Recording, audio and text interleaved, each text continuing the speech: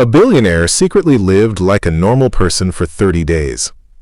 Imagine having billions of dollars, private jets, luxury houses, drivers, security guards, and the ability to buy almost anything you want. Now imagine giving all of that up and living like an ordinary person for 30 days.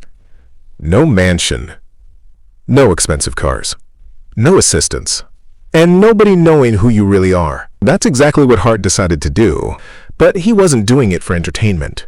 He wanted to answer one question. Would people treat him differently if they didn't know he was rich?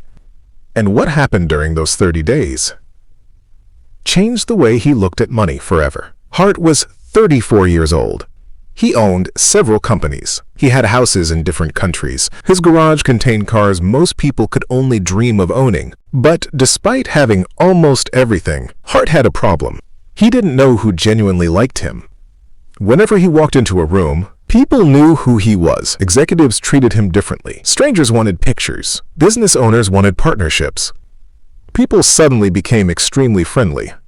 And Hart started wondering, would anyone treat me the same way if I had nothing? So one night, he made a decision. For the next 30 days, he would disappear. Hart rented a small apartment in an ordinary neighborhood.